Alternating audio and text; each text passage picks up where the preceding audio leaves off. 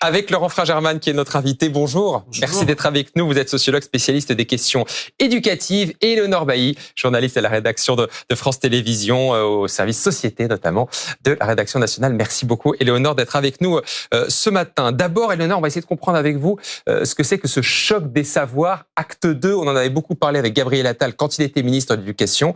Là, Njente lance un peu la deuxième étape de ce plan. Absolument, avec la mesure phare du choc 1 qui va être reconduite dans ce choc 2, c'est-à-dire l'organisation de groupes de niveau. On se souvient en fait, ce choc des savoirs 1, il avait été initié par Gabriel Attal, c'était le ministre de l'Éducation nationale, c'était il n'y a même pas un an, c'était en décembre 2023.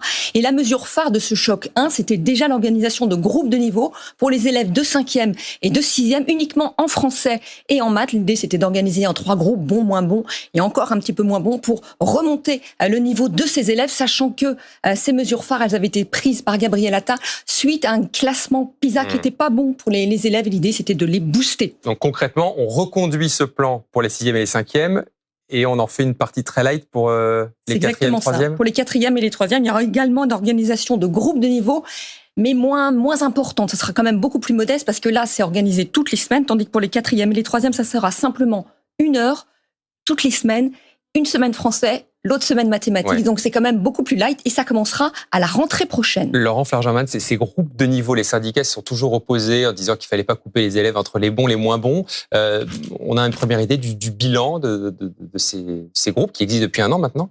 Alors, ils viennent de se mettre en place et en plus, la majorité des établissements, d'après les syndicats, ne l'ont pas mis en place. En tout cas, quand on discute, moi je discute dans mon environnement avec les chefs d'établissement que je connais, c'est très varié. Donc, ce sera très difficile d'en faire un bilan.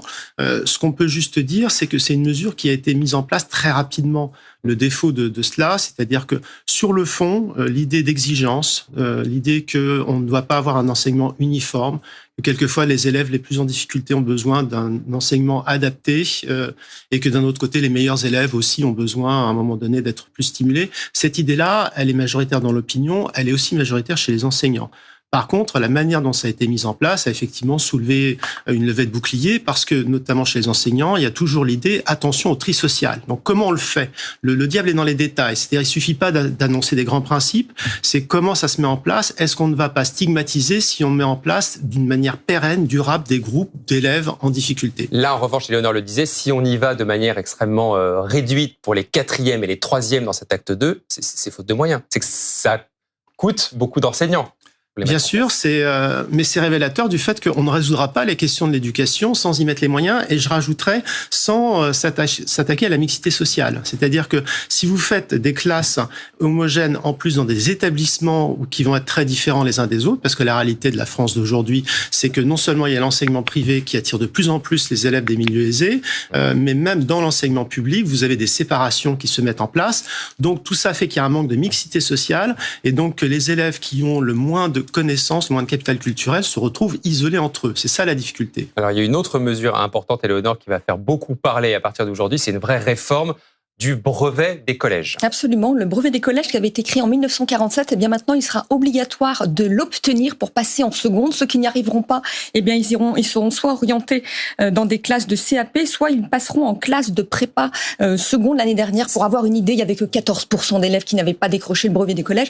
Mais c'est nouveau, effectivement, ce sera un vrai diplôme, comme le baccalauréat, à la sortir du 3e. Et donc, sinon, il y aura cette classe de préparation, en fait, pour vous préparer à la seconde. Absolument. Alors, tous les élèves n'y auront pas droit. Il n'y aura que quelques milliers d'élèves pour commencer. C'est la chauffe, en fait, en quelque sorte, du système. Quelques milliers d'élèves qui auront la possibilité, effectivement, de redoubler leur 3e, et ça s'appellera préparation seconde. Laurent Fragerman, ça fait des années qu'on dit que le brevet doit être réformé, doit servir à quelque chose. Bon, ça y est, là, il sera désormais donc obligatoire pour passer en seconde. Oui, c'est le modèle du bac.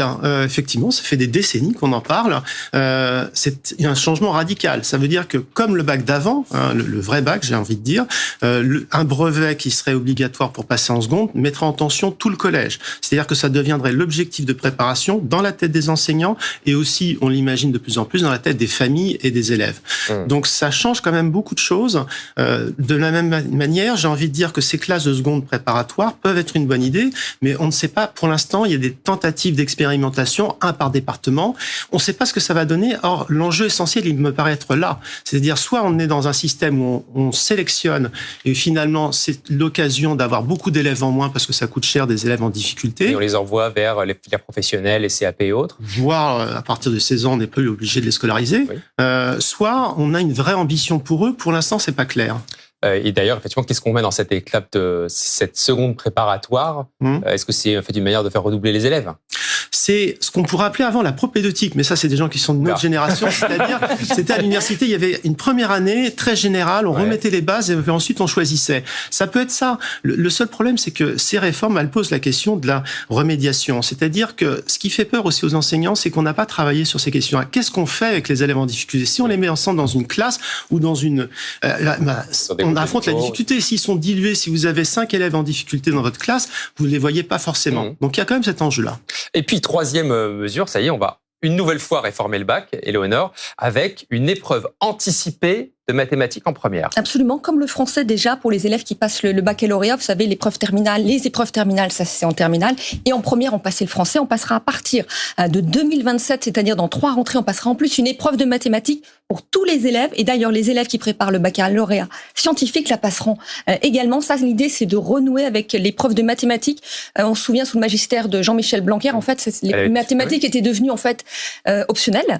Et de fait, les élèves, ils avaient fui cette matière et on se rend compte que c'est une grave erreur. Donc, on tente en fait de revenir un petit peu en arrière. Ça, c'est vraiment un changement radical par rapport à ce qu'avait mis en place Jean-Michel Blanquer. Les mathématiques sont remis sur le devant de la scène, mais anticipées. La réforme de Jean-Michel Blanquer a été modifiée chaque année. C'est la seule réforme du baccalauréat, même globalement, qui a été autant aménagée, recousue.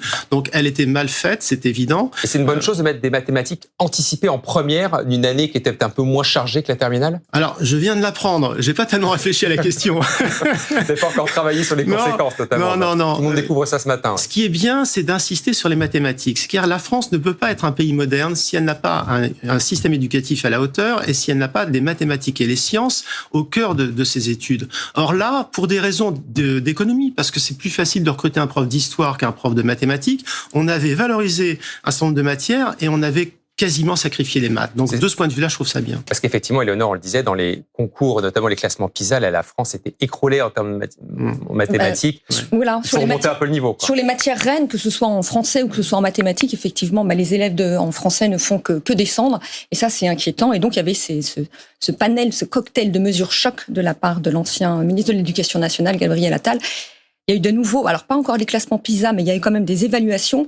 C'est à peu près stable en mathématiques, mais je crois que ça baisse encore en français. C'est assez inquiétant, en fait. C'est le français, notamment, qui pose un peu d'inquiétude dans les dernières évaluations qui ont été faites au début de l'année, là, qui viennent d'être rendues publiques.